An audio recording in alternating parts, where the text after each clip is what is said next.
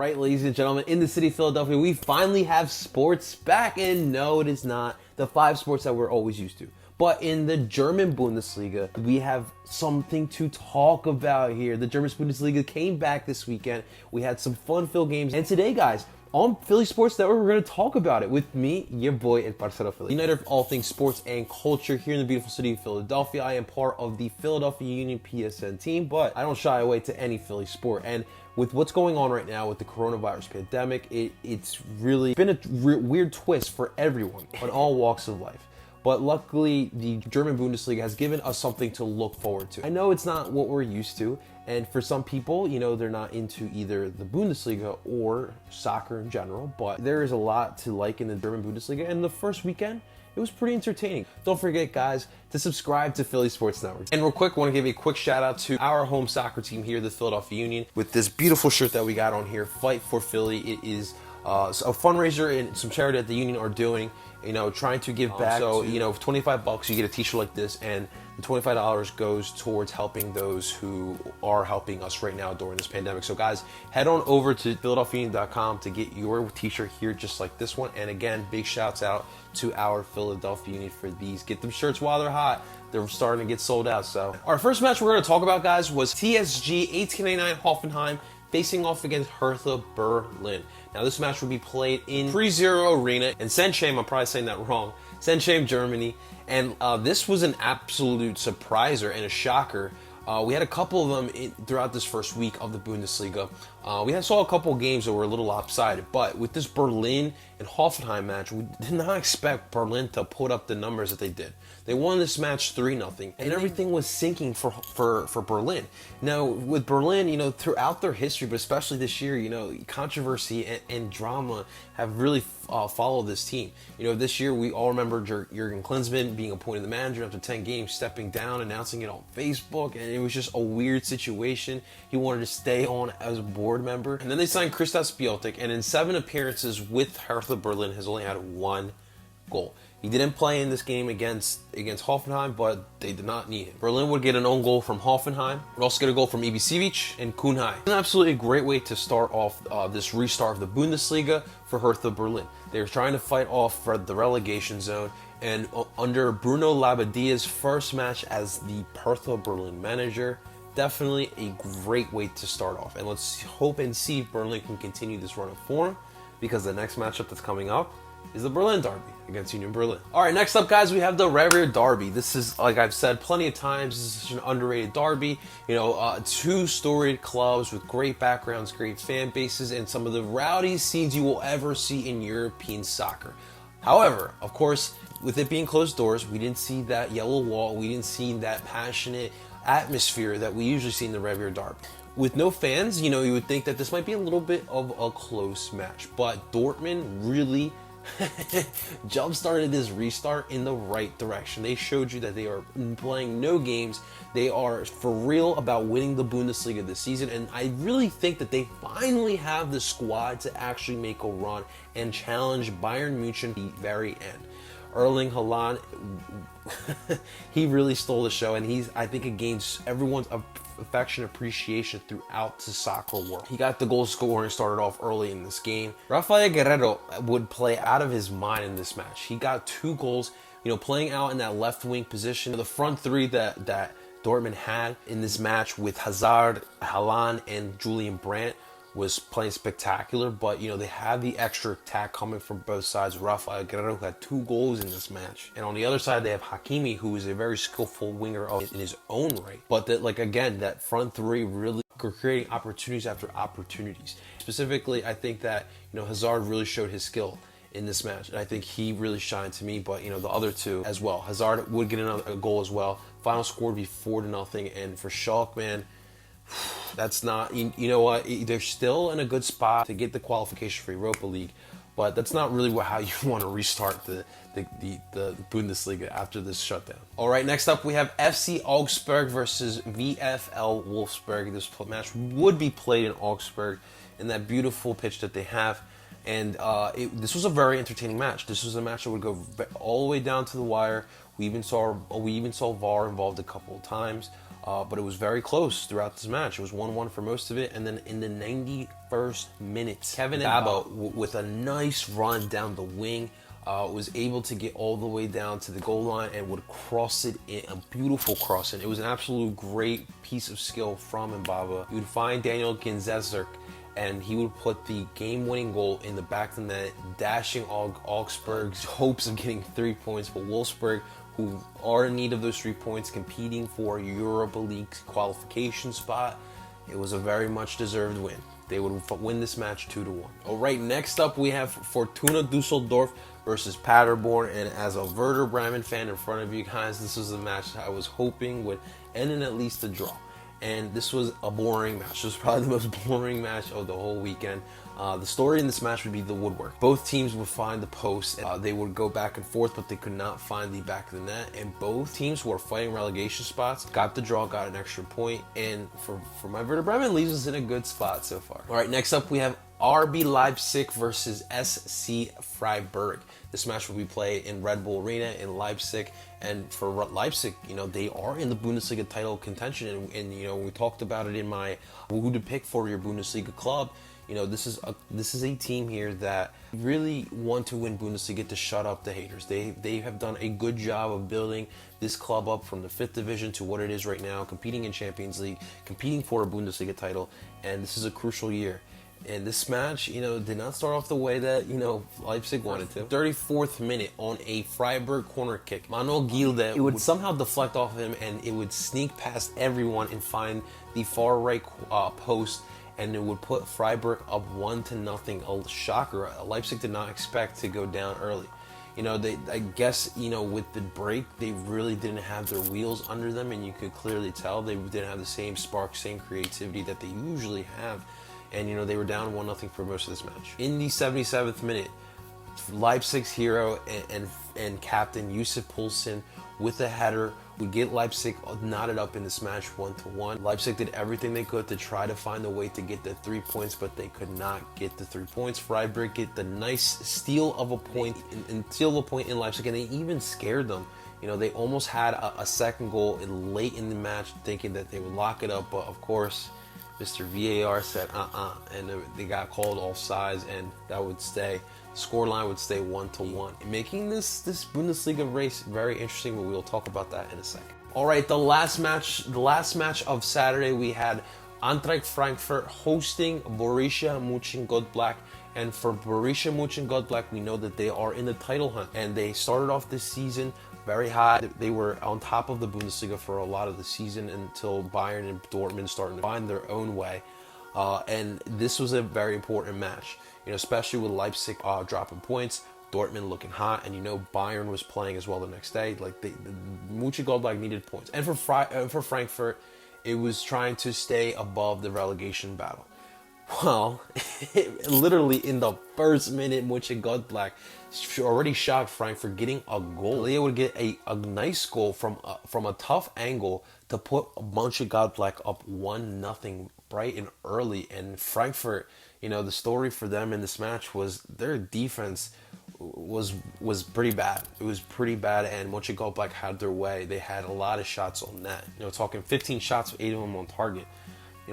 They had their way. They really did. And then 6 minutes later, things got worse for Eintracht Frankfurt. Marcus Thuram, the up-and-coming French player, would get the second goal from a crossing and would put Mönchengladbach up 2-0. In the 73rd minute, Mönchengladbach would be ordered a PK, and Rami Benchammini would put that penalty kick away, putting the scoreline 3-0. And at that point, Mönchengladbach had that win. However, 4 minutes later, the former AC Milan and Sevilla player Andre Silva, now playing with Eintracht Frankfurt, would get a consolation goal for the Eagles, putting the scoreline 3-1, and that would be the final score. And for Mönchengladbach, this was a statement, guys.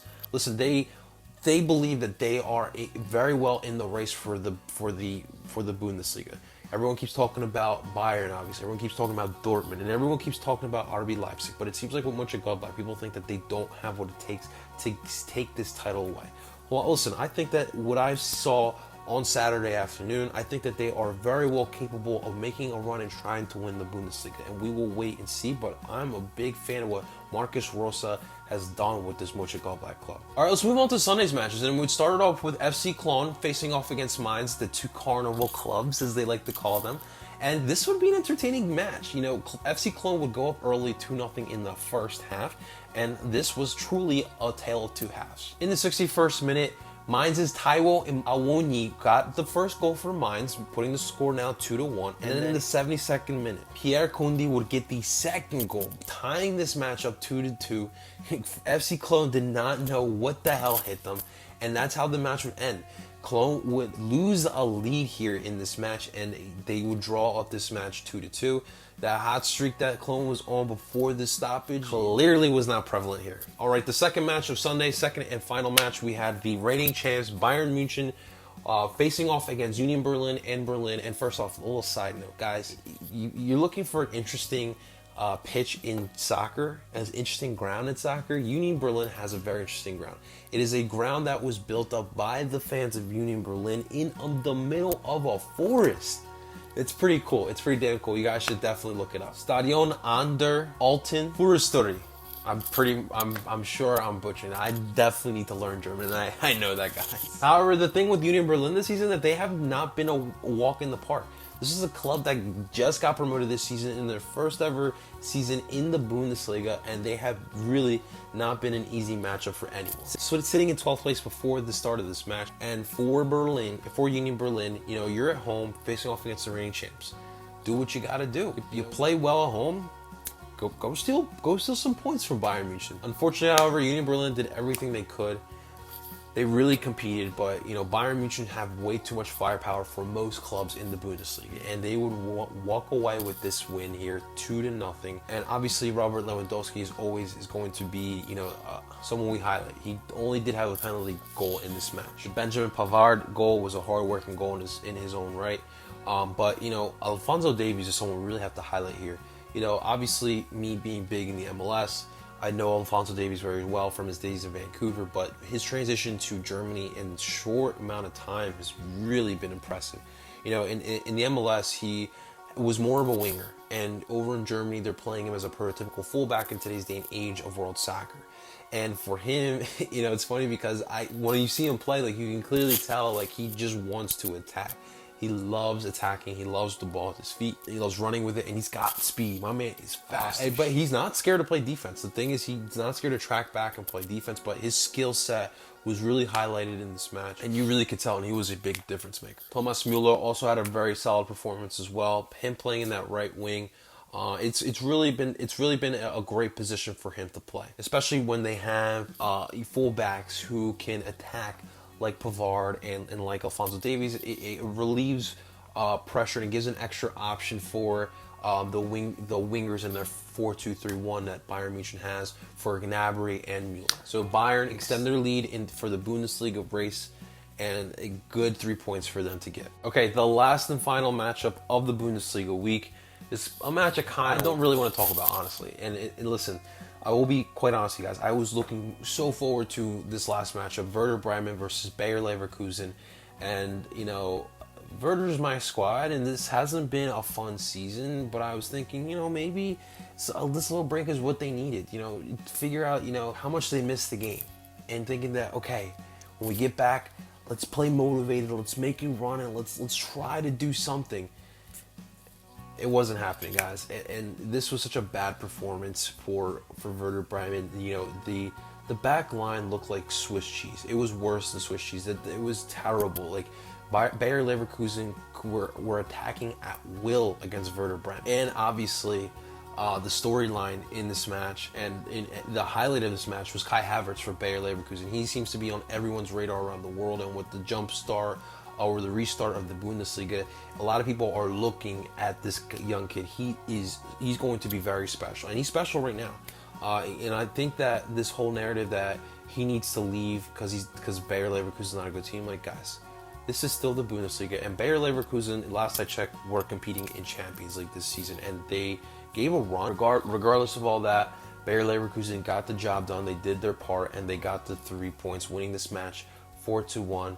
Florian Kohfeldt, he looked lost on that sideline. Like, he looked like someone who is starting to lose it, and he lost his team. Like, you look at the performance on the pitch, he lost his team, unfortunately. Bayer Leverkusen get another crucial 3 points moving forward. Those were the matches of the week there. 9 matches in total. Obviously we expected rustiness throughout in this week. It's been 2 months since these guys have played. This is competitiveness, and it's a weird situation because there's no fans here, and even like the pre-match rituals, walking out on the pitch, there was no kids to hold hands with as they usually do. There was no group pictures before the match. There was no shaking of the hands with the captains. Even on the bench, players were sitting every other seat to the social distancing practices going. The bench players were wearing masks. The managers had the option of wearing the mask, which is an interesting dynamic there. And then a lot of the players, when they were celebrating goals, did not come up to each other. They kept their distance as well. So it was a weird, interesting dynamic that was going on. But obviously we have to, despite us coming back to playing the game, we have to keep these safety protocols going. And this is also very beneficial because all the leagues around the world and all the different sports are trying to get back to play, and Bundesliga is the hamster right now. They are the testing hamster, and everyone can learn something from Bundesliga, what to do and what not to do. So far, there hasn't been an incident. It's still very early. It's been less than 24 hours since we played the Werder Bremen Bayer Leverkusen match, so we're going to have to wait and see. Hopefully no more coronavirus incidents pop up through this weekend, but it was a successful weekend in my honest opinion. I don't know what the ratings were, but I would assume they were pretty high. Soccer fans worldwide, no matter what league you watch, you had to have peeked an eye on the weekend's matchups, especially some of the matchups that were being played. So this is definitely a very bright positive for the Bundesliga. And before we sign off, let's just look real quick at this Bundesliga table because, man, it is getting tight up in there. All right, starting off with first place, no surprise, Bayern Munich are leading the way with 58 points, 4 points behind them. They're coming close to them. They're making their way. They are a hot team right now. Borussia Dortmund in second with 54 points. In third, another hot team, Borussia Mönchengladbach have 52 points in third place. In fourth place, we have RB Leipzig with 51 points. That was a crucial draw for RB Leipzig. They really needed those 3 points against Freiburg, and that rounds out the Champions League spots. In fifth place, we have Bayer Leverkusen with 50 points. After that, we have a big gap there. In sixth place, we have VfL Wolfsburg with 39 points. In seventh, we have S Freiburg with 37 points. And in eighth, Schalke have 37 points as well. In ninth place, TSG Hoffenheim have 35 points. And to round out the top 10, FC Cologne have 33 points. In 11th place, we have Hertha Berlin with 31 points. Right behind them, FC Union Berlin with 30 points, making that Berlin derby this weekend that much more interesting. In 13th place, we have Eintracht Frankfurt with 28 points. In 14th place, we have FC Augsburg. And in 15th, we have FC Mainz with 27 points as well. Now get into the relegation zone. 16th place, Fortuna Dusseldorf with 23 points. In 17th place, Werder Bremen have 18 points, and Paderborn are right behind them with 17 points. Guys, that was the week that was with the Bundesliga. In the comments below, I want to hear from you. What was your thoughts on the first weekend of Bundesliga? Do you think that this is something that the other leagues, the way the Bundesliga handled the play, you think the other leagues can follow this and we will get back to play with the other leagues quicker than usual? And after this week, who is the favorite right now? Is it still Bayern Munich? Are you leaning more towards Borussia Dortmund? Do you actually believe Mönchengladbach can make the run? Let me know who your favorite is in the comments below. Guys, thank you so much for watching. And again, guys, please remember to hit the subscribe button and like this video. Thank you so much to PSN for allowing me to hop on the channel here and talk to you guys about this Bundesliga. If you guys want to find me, I am on YouTube as well, El Parcero Philly. You can find my YouTube channel there for all your sports needs. And you can also find me on Twitter at Parcero Philly, and you can find me on Instagram at L_Parcero Philly. That's all I got for you guys. I go by the name of El Parcero Philly. You guys take care.